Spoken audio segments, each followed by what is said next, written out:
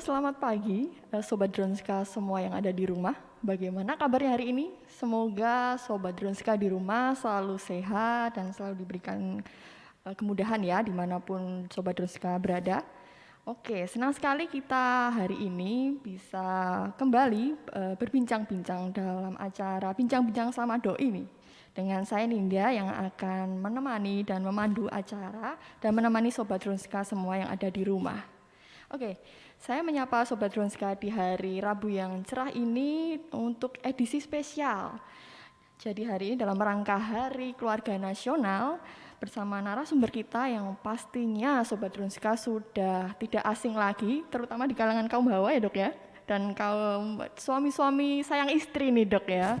Oke, siapa lagi kalau bukan Dr. Supanji Raharja, spesialis obstetrik dan ginekologi, konsultan obstetrik dan ginekologi sosial. Selamat pagi dokter. Selamat pagi semua, salam sejahtera untuk kita semua. Oke, bagaimana nih kabarnya hari ini dokter? Alhamdulillah baik, sehat semua ya. Oke, ya. Alhamdulillah ya dok ya. Oke, semoga dokter, saya dan Sobat Dronska semua yang ada di rumah selalu diberikan kesehatan dimanapun kita berada ya. Sehingga kita semua di sini bisa siap untuk berbincang-bincang, memberikan edukasi, serta sharing informasi kepada Sobat Dronska semua yang ada di rumah. Oke, nah pagi hari ini kita akan membahas ya dok ya tentang mengenai wujudkan keluarga sehat dan sejahtera dengan program keluarga berencana, khususnya tentang pertimbangan dalam memilih kontrasepsi yang rasional. Seperti yang kita tahu bahwa akhir-akhir ini kontrasepsi menjadi kebutuhan yang penting ya dok ya untuk kaum hawa ya dok ya.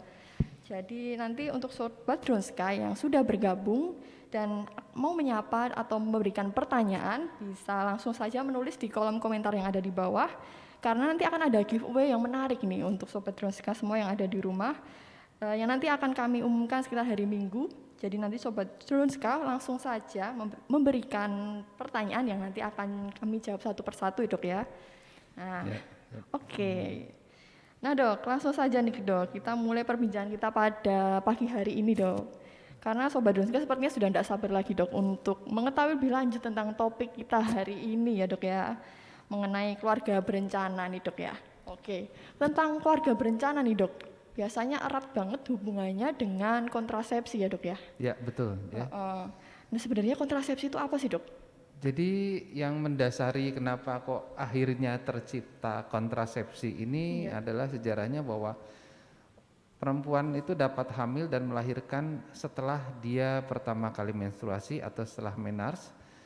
Dan kemudian masa kesuburan wanita ini akan terus berlangsung sampai dengan menopause. Nah, jika tidak ada kontrasepsi bisa kita bayangkan ya periode subur wanita yang cukup panjang ini akan melahirkan beberapa anak mungkin lebih dari 1, 2, 3 ya tanpa ada pencegahan. Jadi periode hamil yang cukup panjang ini ya yang melahirkan sebuah metode kontrasepsi yang bertujuan artinya untuk mengatur ya jarak antara satu kehamilan dengan kehamilan berikutnya, menunda proses kehamilan, kemudian juga mencegah terjadinya kehamilan misalkan pada seorang wanita yang secara kesehatan dia tidak layak untuk hamil. Salah satu contoh misalkan seorang wanita yang memiliki kelainan jantung derajat berat ya yang sangat tidak disarankan untuk hamil. Kalau dia hamil akan mengancam jiwa si ibu tersebut sehingga dicarilah metode untuk mencegah terjadinya kehamilan. Intinya di situ ya. Jadi latar belakang kontrasepsi itu adalah masa periode subur seorang wanita yang cukup panjang yaitu di usia idealnya adalah seorang hamil itu ibu itu bisa hamil di usia 20 sampai 35 tahun aja. Karena kalau misalkan terlalu dekat ya jaraknya itu juga memiliki risiko yang tinggi. Terlalu muda dia itu untuk hamil itu juga tidak baik ya. Kemudian terlalu tua di atas 35 itu juga memiliki risiko yang tinggi untuk ibunya. Atau yang keempat adalah terlalu sering hamil. Nah itu juga ya terlalu sering hamil. Yang senang dokternya sih sebetulnya dokter kandungan sering hamil ya, sering jadi membantu sering banyak ya dok pasien. ya. Tapi ya itu resiko untuk ibunya yang kurang baik, begitu Oh ya? ya. Oke, gitu ya kira-kira. Nah, untuk Latar belakangnya. kontrasepsi sendiri nih, Dok, kan kalau kita sudah pengen nih ikut kontrasepsi gitu ya, Dok ya. Gimana sih caranya supaya kontrasepsi yang kita pilih itu efektif gitu, Dok? Ya, jadi kontrasepsi itu akan berjalan efektif kalau memang satu ada komitmen dari kedua belah pihak ya. Jadi kontrasepsi itu harus ada informed consent atau edukasi kedua belah pihak, jadi dari dokter ke keluarga itu artinya pasangan suami istrinya. Oh iya, saya oke akan menunda proses kehamilan ya. Kemudian nanti akan dipilih beberapa metode kontrasepsi yang sesuai dengan situasi kondisi seorang pasiennya atau seorang akseptornya. Yang ketiga adalah metode itu harus dipasang atau diterapkan sesuai dengan aturannya. Misalkan nanti seorang ibu atau seorang pasien, seorang akseptor begitu dipasang KB, misalkan atau sudah minum pil KB atau sudah pakai KB suntik, tidak langsung misalkan berhubungan. Jadi ada waktu-waktu tertentu kapan alat KB itu sudah efektif berfungsi sebagai alat kontrasepsi untuk mencegah proses kehamilan tersebut. Jadi intinya ada komitmen, ada edukasi, dan yang ketiga itu adalah pemasangan yang benar sesuai dengan prosedurnya, penggunaan yang benar dan tepat. Misalkan salah satunya orang yang pakai pil KB ya, pil KB itu kan harus rutin minum setiap hari. Kalau bisa jamnya sama. Begitu lupa ya bisa bobol lah dia itu ya, gitu bisa kebobolan kayak main bola aja kebobolan ya. Oke, itu intinya di situ ya. Oke. Kapan Kalau untuk kontrasepsi sendiri nih, Dok, kita sudah memilih tadi, kita berharap efektif. Nah, bagaimana supaya kontrasepsi itu ideal, Dok? Ya. Jadi memang secara teoritis kontrasepsi ideal itu dapat dipercaya. Dipercaya itu artinya suami istri itu betul trust bahwa kalau dia berhubungan, trust bahwa dia nggak akan hamil. Itu intinya. Kemudian yang kedua, tidak ada efek samping yang mengganggu. Misalkan mengganggu itu bikin si pasien atau si akseptor itu merasa pusing ya, badannya nggak enak, ada proses perdarahan ya. Kemudian daya kerjanya sesuai kebutuhan. Jadi idealnya tuh ya saat berhubungan saja sebetulnya kontrasepsi itu digunakan gitu ya. Kemudian tidak timbul gangguan atau kenyamanan saat berhubungan ya. Tidak perlu terus motivasi terus-terus. Jadi intinya sekali pasang ya sudah, atau sekali pakai udah. Kemudian mudah pelaksanaannya, dan yang ketujuh adalah harganya terjangkau. Tapi secara teoritis memang tidak ada kontrasepsi yang ideal. Di situ idealnya memang seperti itu, tapi hampir tidak ada kontrasepsi yang ideal yang ada sekarang ini, gitu ya. Intinya di situ. Lantas siapa saja sih, Dok, yang perlu untuk memakai kontrasepsi sebenarnya, Dok? Jadi wanita di usia subur ya, jadi usia 20 sampai 35 lah idealnya, yang secara ini teoritisnya jadi mereka menunda kehamilan ya dengan alasan misalkan dia pekerjaan atau juga menundanya karena memang baru melahirkan. Jadi seorang wanita subur yang untuk mengatur jarak kehamilannya yang idealnya minimal 2 tahun ya gitu. Kemudian siapa lagi yang boleh? Yang pakai yang wajib itu yang tadi saya jelaskan bahwa yang seorang wanita yang dia memiliki penyakit yang bahaya kalau dia sampai hamil. Ya salah satu kasus adalah penyakit jantung derajat 4 misalkan gitu ya, atau dekompensasi virus. Nah ini kalau dia hamil itu sangat membahayakan nyawa ibunya, memperberat. Nah itu sangat disarankan untuk pakai kontrasepsi untuk supaya tidak hamil. Intinya jangan hamil, kalau hamil bahaya itu ya, intinya di situ. Oh ya, Dok, lazim enggak sih, Dok, kalau seumpama ada kasus nih, Dok, pasien ini pas setelah keguguran, Dok, kira-kira itu boleh enggak pakai kontrasepsi atau memang sebenarnya tidak ada pantangan untuk langsung hamil gitu, Dok? Ya, jadi memang secara teoritis ya sebaiknya setelah keguguran memang dipersiapkan untuk hamil berikutnya.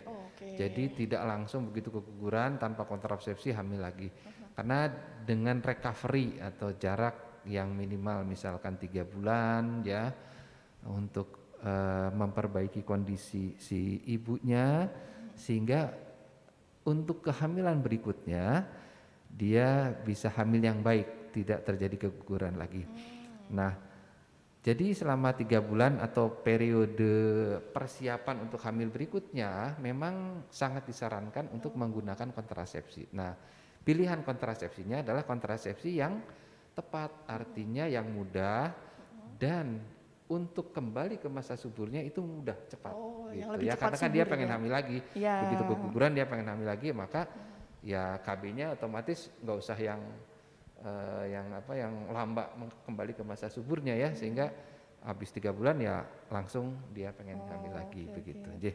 Berarti harus dengan pilihan KB yang tepat ya dok ya, supaya Betul. recovery-nya itu Betul. maksimal gitu ya, Ya, dok ya. betul, ya. Oke dok, ini sudah banyak sekali pertanyaan nih dok nih dari Sobat Trunska semua yang ada di rumah nih dok. Saya bacakan ya dok ya. Oke, silakan. Dari Virus Zahrani ini, alat KB apa yang bagus bagi orang yang pernah kena tumor di payudara dok? Benarkah KB susuk itu riskan dipakai? Ya, jadi untuk KB bagi wanita yang pernah ada tumor payudara memang dihindarkan yang menggunakan adanya hormonal seperti progesteron atau estrogen yang memiliki resiko untuk memicu terjadinya tumor atau seperti itu ya. Jadi sangat disarankan untuk menggunakan alat kontrasepsi yang tidak mengandung hormonal seperti misalkan kondom atau IUD atau intrauterine device, itu bahasa singkatannya, atau alat kontrasepsi dalam rahim. Itu yang disarankan ya. Oke, Gitu. berarti yang non hormonal ya dok ya? Ya, betul. Oke, kemudian ada pertanyaan selanjutnya nih dok nih. Ya. Dari Neng 2105, dok, hal-hal apa saja yang harus diperhatikan sebelum menggunakan kontrasepsi dok? Jadi hal yang diperhatikan otomatis misalkan seorang wanita itu adakah penyakit-penyakit misalkan darah tinggi ya, kencing manis, tensinya normal, berat badannya normal. Secara umum kesehatan umum itu diperiksa ya, atau ada keluhan-keluhan lain, ada alergi obat dan lain sebagainya. Nah, kemudian yang kedua dia mau kontrasepsi yang sifatnya seperti apa, misalkan apakah dia memang ingin menunda dalam waktu 2 tahun kemudian dia pengen segera hamil lagi, atau misalkan saya mau 5 tahun aja misalkan menundanya. Jadi otomatis akan dipilih metode-metode yang tepat. Misalkan pengen untuk kembali ke masa kesuburan yang normal, berarti pilihan kontrasepsinya salah satunya adalah misalkan pil KB. Kalau misalkan saya mau 5 tahun lagi deh mau hamil lagi, berarti dipilih yang jangka waktu yang lama seperti IUD. Jadi intinya di situ keadaan umum dari pasien atau dari akseptor itu sendiri dan planningnya mau hamil lagi kapan atau tidak hamil lagi, itu juga penting ya. Itu yang mendasari salah satunya. Sesuai kebutuhan berarti ya dok ya, dari masing-masing aseptornya ya dok ya. Betul ya. Oke. Tadi dokter sempat membahas sedikit tentang KB yang non hormonal. Sebenarnya KB itu ada apa saja sih dok?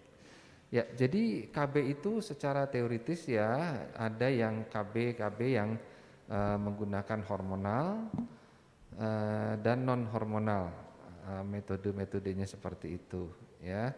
Kalau yang hormonal atau yang sering dipergunakan misalkan untuk kembali ke masa subur yang mudah, misalkan adalah pil ya, kemudian yang umum adalah suntik KB ya, kemudian ada juga implan atau sering disebut dengan susuk KB ya. Nah itu. Nah kemudian yang non hormonal misalkan seperti alat kontrasepsi dalam rahim atau IUD, kemudian juga bisa juga dengan kondom ya, atau diafragma. Diafragma itu adalah sebuah barrier atau penghalang supaya sperma itu tidak masuk ke dalam rahim begitu ya. Jadi itu salah satu contohnya ya. Oke. Jadi banyak ya dok ya pilihannya Betul, sebenarnya dok ya, sesuai jadi, kenyamanan kita ya, pengennya betul, mana ya. gitu ya, dok. Oke. Kemudian dok, ini ada pertanyaan lagi nih dok. Dari Maitra Sari, dok, bagaimana tips memilih kontrasepsi yang tepat untuk persalinan cesar yang khususnya menggunakan ERAS?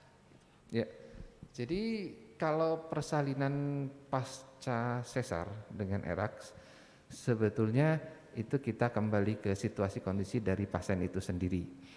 Apakah pasien itu keadaan tensinya stabil, ya, tidak ada faktor hipertensi, tidak ada diabetes mellitus, berat badannya normal atau kecenderungan untuk gemuk atau tidak, dan yang kedua KB yang tidak mengganggu produksi ASI misalkan seperti itu ya. Nah, itu menjadi sebuah dasar. Kalau misalkan dia tidak gemuk ya, kemudian pilihan pada kontrasepsi pasca melahirkan adalah satu yang tidak mengganggu produksi ASI, intinya di situ ya. Jadi misalkan bisa menggunakan alat kontrasepsi dalam rahim atau IUD, atau juga hormon yang hanya mengandung progesteron saja seperti KB suntik yang 3 bulan atau mini pil atau sering disebut juga pil KB laktasi seperti itu. Ya, atau kondom juga bisa ya. Artinya KB yang tidak mengganggu produksi ASI gitu. Oke, berarti untuk ibu yang menyusui ya dok ya, khususnya yang setelah melahirkan ya dok ya, berarti ada banyak pilihan ya dok. Tadi ada mini pil, ada kondom, kemudian ada kontrasepsi IUD ya dok ya. Oke, kemudian ini adalah pertanyaan lagi nih dok nih. Ini tadi sudah dijawab ya, kalau untuk KB yang menyusui untuk Sobat Drunska Fir Zahrani ya. Kemudian ada lagi nih dok dari Fir Zahrani. Pasca KB spiral mengalami keputihan, apakah itu artinya tidak cocok dok? Ya, jadi salah satu efek samping dari KB spiral biasanya ada perdarahan yang menstruasi yang lebih banyak dan juga ada keputihan. Keputihan itu karena reaksi radang yang ada di di dalam rahimnya antara logam yaitu tembaga ya dengan dinding dalam rahimnya. Nah, itu karena juga ada benda asing di situ, memang risiko untuk terjadinya radang dan keputihan. Itu sebuah efek samping dari KB spiral atau KB IUD ya. Sering orang menyebutnya spiral ya, bahasa umumnya spiral. Tapi sebetulnya kalau spiral itu udah zaman dulu yang bentuknya memang spiral. Ya, tapi yang sekarang adalah bentuknya adalah seperti T atau Cooper-T ya atau Nova-T yang ada. Nah, itu karena ada reaksi radang antara IUD ya dengan dinding dalam rahimnya sehingga timbul reaksi keputihan. Maka terapinya adalah kita lihat keputihannya bagaimana normal, gejala-gejala tambahan lainnya apa? Misalkan perutnya terasa nyeri, keputihannya gatal dan berbau, atau keputihan-keputihan yang mengarah ke arah gejala-gejala infeksi ya. Nah, kalau gejala infeksi maka harus diobati anti-infeksinya. Nah, jika dengan pengobatan anti-infeksi ini sudah membaik, maka tidak perlu untuk dilepas ya IUD-nya. Oke, enggak ada masalah. Pertahankan dulu enggak apa-apa ya dok ya berarti ya. Oke, nah kemudian ada pertanyaan selanjutnya nih dok dari Rizka Martavia. Tahu tadi sudah dijawab ya tentang KB yang tidak mengganggu ASI. Kemudian ini untuk dari Putri Nuvitasari, dok izin bertanya, KB pil boleh digunakan maksimal berapa tahun nih dok? KB pil yang pil. Oke, jadi KB pil itu sebetulnya memang tidak ada batasan ya. Jadi kalau memang dia ingin segera untuk kembali ke masa kesuburannya, ya 2 tahun bisa, nggak ada masalah ya itu. Kemudian juga jika tidak ada efek samping yang berbahaya dan dia cocok, misalkan dia tidak ada kenaikan berat badan, tidak ada perdarahan yang abnormal, ya tidak ada efek samping yang lainnya, bisa dipergunakan untuk jangka waktu yang cukup lama gitu ya. Aman-aman aja dok ya sebenarnya dok untuk berapa lama pun ya. Betul. Oke, nah sebenarnya kalau untuk KB sendiri dok, kan tadi sempat dibahas tentang peningkatan berat badan dok. Ya. Itu untuk KB yang dia resiko peningkatan berat badannya paling sedikit dan kesuburannya lebih cepat itu pil memang ya dok ya? Itu gimana dok? Ya, jadi memang selama ini dengan perkembangan teknologi ya, perkembangan penelitian dari hormonal itu memang saat ini sudah ada yang mungkin sudah lama juga ya, mungkin sekitar 4-5 tahun atau 10 tahun yang lalu. Jadi ada KB yang memang pilnya itu berisi hormonal yaitu estrogen dan progesteron, di mana efek dari progesteron ini sifatnya dia tidak menahan cairan, jadi tidak meningkatkan resiko untuk terjadinya kenaikan berat badan, ya. Artinya ada yang disebut dengan anti mineral kortikoid, ya. Jadi salah satu hormonal, KB hormonal, ya. Mungkin mohon maaf ini saya terpaksa menyebutkan merek, tapi bukan iklan ya di sini ya. Iya Jadi dok. ada yang disebut dengan KB, yaitu Yasmin. Dia memiliki hormon, komponen hormonnya yaitu progesteron, yang sifatnya adalah itu tadi, menekan proses ovulasi, tapi dia efek sampingnya yaitu tidak berat, ya. Jadi dia bisa menekan produksi androgen yang berlebihan. Androgen yang berlebihan itu hormon yang bisa menimbulkan jerawat, begitu ya. Nah, jadi pakai hormon ini bisa mengurangi resiko terjadinya jerawat, bisa lebih kinclong, Ya glowing ya dok ya glowing jadinya. gitu ya. Oke, lebih sehat, lebih glowing Betul. jadi ya kontrasepsi Jadi dok. anti androgen jadi seperti itu, drosperinon nama komponennya, ya, sehingga dia bersifat anti androgenik, yaitu kelenjar seboreik itu kelenjar keringat, ya, itu ditekan, kemudian jerawat juga berkurang, ya. Hirsutisme itu artinya bulu-bulu di kumis seperti itu juga akan berkurang, ya.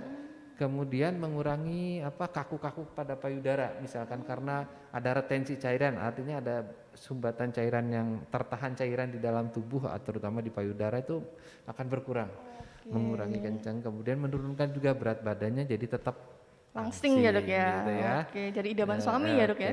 Dan mengurangi gejala-gejala premenstrual yang gejala-gejala premenstruasi, misalkan badannya nggak enak, payudaranya kencang, ya. Kadang suka marah-marah mungkin, ya. Mungkin minum ini jadi nggak marah-marah kali ya. Direkomendasikan ya dok ya. Oke, gitu kira-kira ya. Ya mungkin berarti para suami yang pengen suami istrinya nggak marah-marah bisa pilih suruh pakai KB ini ya dok. Iya. Oke, kemudian lanjut ke pertanyaan selanjutnya dok ya. Iya. Dari Sobat Drunska di rumah ada dari Rizka Martavia nih dok. Apakah nanti jika memakai KB terlalu lama bisa mengganggu kesuburan? Ya, jadi sebetulnya yang terlalu lama, ya. Jadi yang terlalu lama itu ada beberapa faktor yang memang ada di beberapa penelitian, ya, yang bisa pengaruhnya terlalu lama, misalkan penggunaan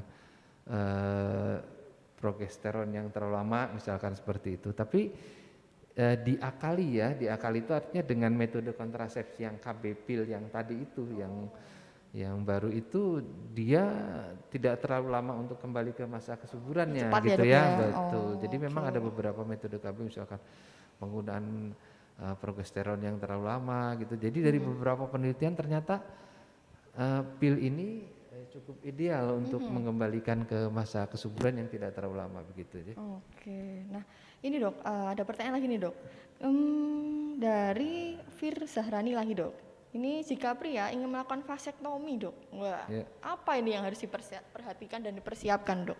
Jadi kalau vasektomi itu metode steril, MOP, metode operasi pada pria yang mengikat atau memotong saluran sperma atau vas deferens istilahnya, ya.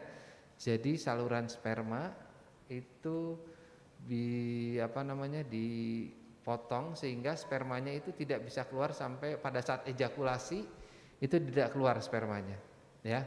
Nah, ini metode steril yang untuk seorang laki-laki, begitu. Kalau masalah persiapan sebetulnya tidak ada persiapan khusus, ya, karena dia operasi minor, mungkin secara kondisi umum saja, tensi normal dan lain sebagainya, ya. Dan memang ini sudah matang, artinya si laki-laki ini atau pasangan ini sudah memang tidak ingin menambah momongan.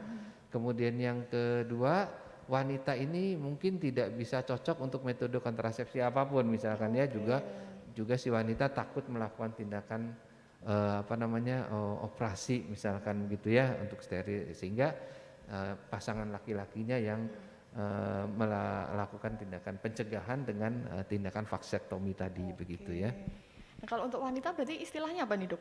Kalau wanita itu istilahnya MOW, ya, jadi metode operasi wanita, jadi dia mengikat saluran indung telurnya, ya, indung telurnya diikat dan bisa dipotong sehingga tidak bisa bertemu antara sperma dengan sel telur. Artinya sudah keputus jalannya. Intinya di situ. Ya, kalau steril untuk seorang wanita gitu ya. Sebenarnya ada syarat khusus enggak sih dok untuk mereka yang pengen KB dengan MOW tadi atau dengan vasektomi itu ada syarat khusus atau ketentuan-ketentuannya ada dok? Ya, jadi ketentuan khususnya misalkan ya seorang wanita ini sudah cukup anak, ya sudah cukup anak, kemudian anak terkecil usia sudah 5 tahun, ya, dan tidak menginginkan untuk menambah keturunan lagi. Yang ketiga biasanya usia, faktor usia. Jadi faktor usianya dibatasi yaitu 35 tahun. Lebih dari 35 Jadi minim 35 tahun, ya. Oke. Jadi kalau kurang mungkin dipikirkan lagi deh, takutnya Iya. dia pengen nambah begitu ya, intinya di situ. Karena dari segi usia di atas 35 tahun memiliki resiko tinggi untuk seorang wanita untuk hamil lagi gitu ya, intinya di situ kalau steril begitu. Oke, nah kemudian ada pertanyaan nih dok nih dari Retno Indrawati. Dok, dari jenis KB tadi, apakah efektivitasnya itu sama dalam mencegah kehamilan atau ada jenis yang paling efektif? Oke, jadi di slide mungkin bisa ditampilkan ya urutan efektivitas dari KB itu ya. Jadi ada efektivitasnya ya.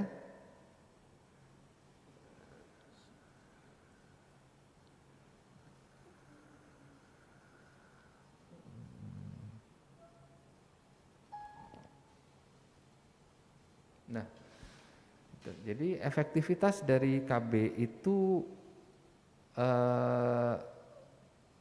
bermacam-macam ya.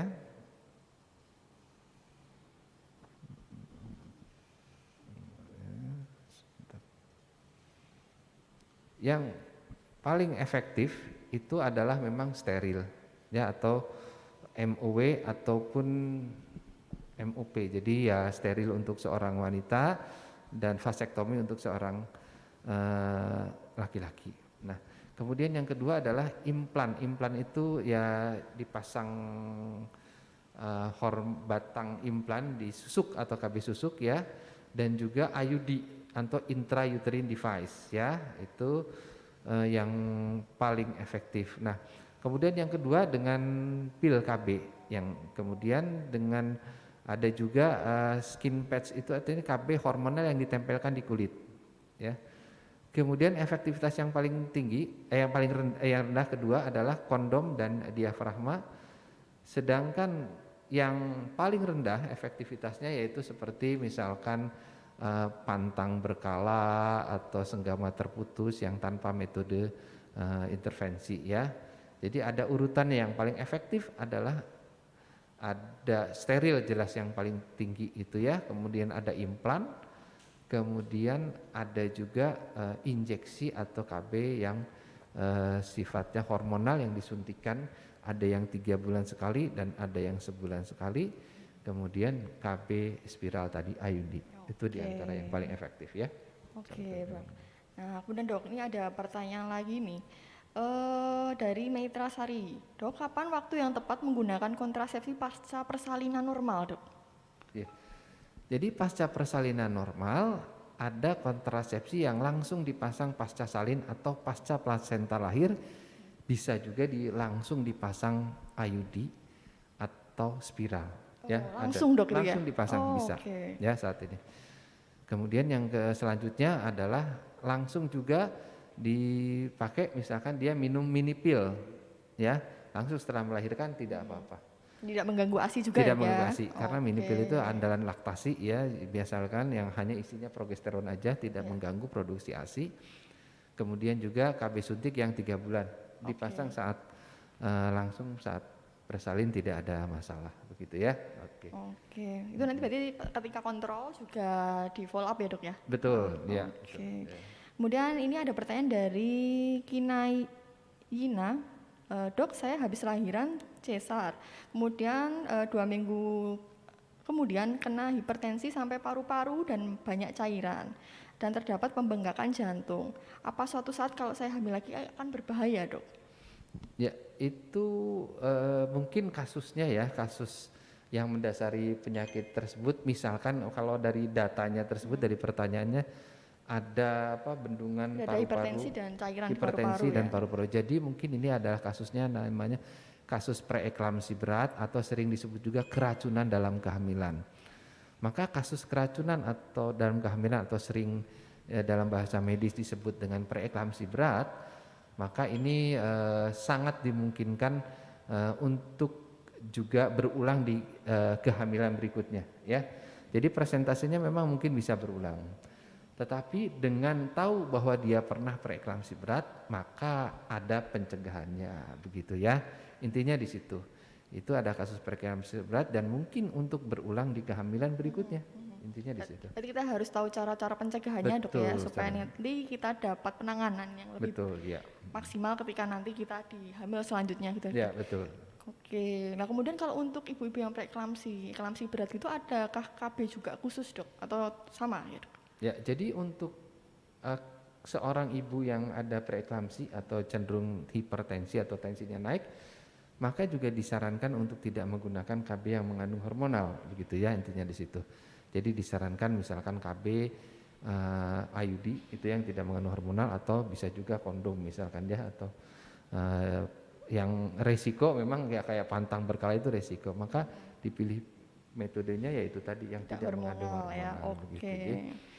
Mungkin nanti topik tentang eklamsi bisa kita bahas di selanjutnya ya dok ya. Oke, siap. Oke, Ya, lebih lengkap ya dok ya. oke. Oke, kita lanjut dulu di pertanyaan selanjutnya. Ini jadi dari Indah PNST 18. Dok, izin bertanya, saya sudah lepas KB karena suami saya merantau, tapi kenapa saya belum menstruasi ya dok, sudah 3 bulan. Oke, jadi kasus tidak menstruasi karena pasca KB ya. Ya. Pasca KB. Jadi intinya di sini mungkin ada efek dari KB ini atau efek hormonal ini yang memang belum stabil, ya sehingga harus dibutuhkan kestabilan hormon lagi sehingga dia bisa menstruasi kembali. Ya namanya ini kasus disebut amenorrhea sekunder. Maka nanti dilihat kira-kira amenorrhea sekundernya karena apa. Ya jadi nanti misalkan oh ini karena memang hormonnya kurang atau karena ada misalkan sering amenorrhea sekunder itu karena PCOS misalkan ya polycystic ovarian syndrome. Maka ini diobati atau diobati, dipancing menstruasinya sesuai dengan konteks penyebabnya, begitu ya intinya di situ. Ya, berarti itu harus segera dicekkan atau gimana? Ya betul, dicekkan. Jadi kita lihat apakah ini karena penyebab PCOS atau karena memang efek dari hormonal KB yang sebelumnya yang belum hilang, misalnya seperti itu. Ya. Oke. Nah kemudian nih dok. Sebenarnya untuk KB sendiri ini pertanyaan dari Neng 2105 dok, apa saja gejala dan tanda-tanda ketika kita tidak cocok dengan kontrasepsi yang kita gunakan dok? Ya, jadi untuk tanda-tanda yang timbul kalau nggak cocok ya, misalkan seringnya adalah gangguan menstruasi atau perdarahan uterus yang nggak normal, biasanya sering pada KB-KB hormonal gitu ya. Jadi kok menstruasinya jadi nggak teratur ya. Kemudian juga ada kepalanya jadi pusing ya misalkan seperti itu. Atau kenaikan badannya semakin tinggi ya cepet banget dok naiknya ya. Kemudian juga ada KB yang seperti tadi yang pakai IUD itu jadi suka keputihan, gatal, berbau dan sebagainya, itu juga sebuah efek samping yang mungkin timbul dari KB itu ya. Jadi gejala-gejalanya secara umum seperti itu dah ya. Kalau untuk KB yang IUD tadi dok, selain keputihan kan kadang ada flek-flek nih dok. Betul. Nah itu flek-flek yang normal, maksudnya dia tidak perlu untuk dievaluasi lebih lanjut, itu ketika kita seperti apa dok perdarahannya dok? Jadi memang kalau misalkan flek itu secara umum dia dalam misalkan dalam periode menstruasi ya, dia ada mens itu. Tapi kalau ternyata di luar periode mens dia ada flek atau ada perdarahan, maka itu juga disebut dengan perdarahan uterus yang enggak normal tuh. Jadi harus kita cek memang ini sumbernya dari mana ya, dan apa penyebabnya, kira-kira apakah memang betul dia efek samping IUD atau misalkan ada sebab lain, misalkan ada polip ya, ada erosi porsio ya gitu, hal-hal seperti itu yang mungkin harus kita cek ya dari mana penyebabnya. Ada waktu pastinya nggak sih dok untuk berapa lama jangka perdarahan ketika setelah memasang IUD gitu tuh? Ya biasanya setelah memasang IUD kadang-kadang ada timbul flek atau perdarahan selama seminggu biasanya. 1 minggu ya, 1 minggu ya? Ya biasanya seminggu. Tapi biasanya seminggu ya udah hilang ya gitu aja. Baik, jadi memang waktunya 1 minggu ya dok ya. Nanti kalau lebih dari itu berarti perlu dilakukan pemeriksaan lebih lanjut ya dok Ya, ya. oke. Oke, nah ini ada lagi pertanyaan tentang dari Meita Sari, dok apa saja sih efek samping dari beberapa jenis kontrasepsi? Efek samping dari beberapa jenis kontrasepsi ya itu tadi sebetulnya ini hampir sama ya. Jadi efek samping yang hormonal itu paling sering ya karena hormon bisa perdarahan, penaikan berat badan, kadang-kadang ada yang timbul flek atau bercak-bercak di muka juga bisa gitu ya. Kemudian ada yang sifatnya jadi pasiennya merasa pusing gitu ya, Dari kayak kepala seperti itu. itu ya, Betul, iya betul ya. Jadi ada yang suka keputihan juga misalkan seperti itu ya. Baik dok, kalau seumpama nih dok, Ya. kita memilih mengonsumsi kontrasepsi yang pil, kan jadi harus minum setiap hari nih dok. Ya. Kita harus taat ya dok ya untuk minum tiap Betul. hari dan jangan sampai lupa. Tapi kalau suatu saat nih dok, kita kelupaan untuk minum dok, itu gimana dok caranya mengatasi biar tidak Oke. kebobolan nih dok? Jadi begini, ada beberapa batasan kelupaan gitu ya. Kalau kelupaannya sehari, kalau kelupaannya sehari memang bisa digabung ya. Jadi untuk hari itu minum 2 tablet Langsung ya, 2 ya? kemudian gitu Oke. untuk pagi sore untuk selanjutnya digabung lagi. Nah, kalau kelupaannya 2 ya biasanya seperti itu 2. Tapi kelupaan 3 ya sama harus menampung seperti itu, cuman dia harus memakai kontrasepsi tambahan misalkan kondom atau apa karena resiko untuk terjadi kegagalannya tinggi kalau lebih dari 3 tablet biasanya seperti Kalau itu ya. lebih dari 3 tablet Betul, ya, jadi harus backup gitu ya? betul harus ada di backup begitu ya karena resikonya seperti itu gitu ya. Kalau lebih dari 3 tablet Apa itu dok? Istilahnya KB yang di backup itu di sebenarnya backup apa? itu ya artinya pakai metode yang lain misalkan ya pada saat ya. kira-kira dia masa subur ya mungkin dia harus ditambahi pakai kondom gitu ya. Atau misalkan pakai metode tambahan yang lain artinya misalkan dia senggama terputus misalkan kasus seperti itu. Jadi harus didisiplinkan karena ini resiko kegagalannya cukup tinggi karena dia lupanya sampai 3 tabletan gitu ya. Iya. Itu ya. Oke. Nah ini dok, ada pertanyaan nih dok. Ini juga sebagai pertanyaan saya juga sih dok nih. Dari Retno Indrawati, dok bagaimana efektivitas morning pill atau emergency pill untuk mencegah kehamilan? Apakah ada ketentuan supaya efektif? Jadi kayak KB darurat ya dok ya? Betul, betul. Itu gimana dok? Jadi di KB darurat ada itu ya bisa dilihat di slide yang terakhir ya. Jadi KB darurat itu efektif kalau kapan dia berhubungan itu kurang dari misalkan 24 jam begitu ya. Jadi ada KB darurat ya. Bisa dilihat di situ. Nah. Kalau untuk KB darurat itu sebenarnya apa saja dok? KB darurat ada macam-macam ya. Jadi ada yang pakai apa namanya? Ada yang bisa pakai pil, ya. Ada yang juga pakai IUD, ya, spiral. Jadi misalkan dia habis berhubungan tapi dia tidak ingin hamil, misalkan ya, langsung misalkan mohon maaf ya malamnya berhubungan, siangnya langsung kita pasang IUD, misalkan gitu. Oh gitu. Bisa itu untuk mencegah.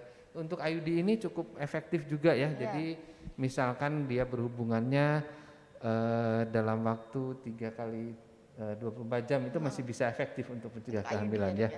Tapi kalau misalkan untuk KB pil atau KB emergency kalau lebih dari ini ya 24 atau 48 jam biasanya dia memiliki resiko untuk terjadi kegagalan gitu ya. Jadi kalau bisa tidak lebih dari waktu yang seperti itu gitu ya. Jangan sampai terlewat gitu Terlewatkan ya batas waktunya begitu, ya. Ji. Oke. Terus ini tadi tentang KB darurat juga sudah dibahas ya dok ya. Oke baik dok. Ini kalau untuk tadi untuk efektivitas sudah dijawab juga ya dok ya. Baik. Ini juga dari Fri Sahrani. Bagaimana prosedur menggunakan pil KB darurat dok? Apakah harus dengan jam yang sama juga? Itu sekali minum langsung bagaimana nih dok? Ya, jadi untuk pil KB yang sifatnya darurat ya, itu ada beberapa ketentuan ya. Jadi harus bisa jamnya memang sama ya. Jadi harus dalam waktu 1 kali misalkan ya, begitu dia habis berhubungan ya gitu, nanti 1 kali 24 jam kalau bisa ya harus segera diminum obatnya ya. Nah, misalkan seperti itu, maaf saya. Oke, luar biasa jadi, sekali ya dok ya. Jadi harus ada jamnya ya, jamnya yang tepat ya, dan juga dosisnya yang benar ya. Jadi kalau misalkan ada yang 3 hari post-coitus itu kalau bisa segera minum ya, begitu. Tapi kalau lebih dari 3 hari setelah coitus, resikonya itu tadi bisa terjadi kegagalan ya. Itu kemudian ada beberapa pilihan memang untuk KB kontrasepsi ini, ada ya progesteron, ada estrogen ya, macam-macam, dan itu intinya harus disiplin dari akseptor tersebut untuk meminum obat sehingga angka keberhasilannya memang cukup tinggi. Tetapi intinya bahwa KB kontrasepsi darurat pun tidak bisa menjamin 100% untuk tidak hamil begitu ya. Tapi takutnya nanti, oh dok saya sudah minum pil KB dalam kurun waktu kurang 3 hari loh habis hubungan kok masih positif ya, karena memang itu nggak bisa kita mencegah, mengklaim bahwa KB kontrasepsi darurat ini betul-betul 100% bisa mencegah kehamilan gitu ya. Lebih baik teratur taat dari awal ya dok ya, tepat tanggal, tepat jam juga ya dok ya. Oke, luar biasa sekali dok, banyak sekali ilmu, informasi yang sudah saya dapatkan, dan Sobat Drunska semoga mendapatkan manfaat yang sama ya dok ya untuk topik kita pada hari ini. Tak terasa ini sudah hampir 1 jam dok kita ngobrol-ngobrol ya. Nah mungkin ada pesan yang ingin dokter sampaikan untuk Sobat Drunska di rumah. Jadi intinya bahwa tidak ada kontrasepsi yang paling ideal ya. Jadi perlu klien itu mendapatkan informasi yang lengkap tentang KB, kemudian anjurkan klien atau pasien yang ingin memasang atau memilih kontrasepsi itu sesuai dengan situasi kondisi dari pasien tersebut ya. Jadi pikirkanlah selalu hal-hal yang positif yang cukup untuk tahu, dan jangan terlalu memikirkan hal-hal yang negatif ya, artinya aduh takut pasang IUD karena negatifnya ini, oh enggak usah ya. Don't too much the negative thinking, begitu ya intinya di situ tipsnya dari saya. Baik, terima kasih dokter sudah berbagi ilmu, dan semoga saya dan Sobat Drunska yang ada di rumah bisa terjawab nih kegundahannya yang ada di rumah ya dok ya. Oke. Nah untuk Sobat Drunska yang mungkin pertanyaan-pertanyaannya belum sempat kami jawab, kami mohon maaf belum bisa menjawabnya secara langsung.